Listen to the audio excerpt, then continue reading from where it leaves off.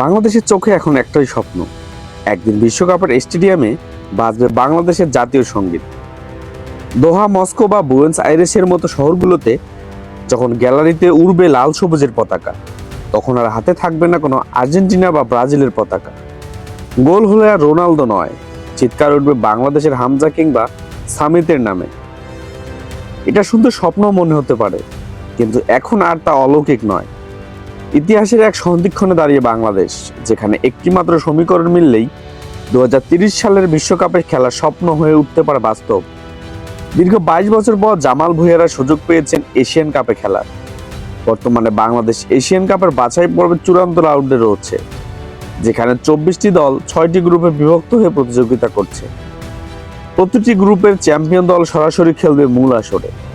বাংলাদেশ রয়েছে গ্রুপ ছিতে। প্রতিদ্বন্দ্বী দলগুলো হলো ভারত, হংকং ও সিঙ্গাপুর। ভারতের বিপক্ষে ঘরের মাঠে এবং হংকং এর বিপক্ষে হোম অ্যাওয়ে লেগ, এই 3 ম্যাচে জয় পেলে 47 বছর পর এশিয়ান কাপে খেলা নিশ্চিত হবে বাংলাদেশের। ফিফার পরিকল্পনা অনুযায়ী 2030 সালের বিশ্বকাপে অংশ নেবে 64টি দল। এতে করে এশিয়ান অঞ্চল থেকেও দলের সংখ্যা বাড়বে নিশ্চিতভাবেই।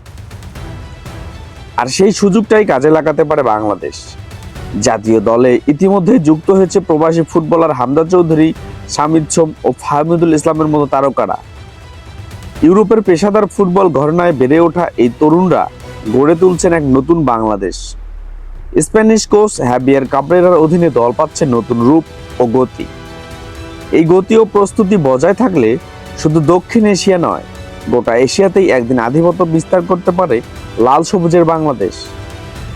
আজ আর আমরা চাই না অন্য দেশের পতাকা হাতে, আমরা গ্যালারিতে দাঁড়াতে চাই নিজেদের পতাকা নিয়ে, গলা ফাটাতে চাই নিজেদের খেলোয়াড়দের নাম ধরে।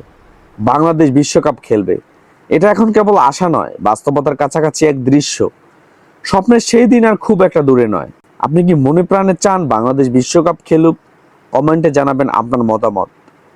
এরকম নতুন নতুন খেলার আপডেট পেতে চ্যানেলটি সাবস্ক্রাইব করতে ভুলবেন না। দেখা হচ্ছে পরবর্তী ভিডিওতে।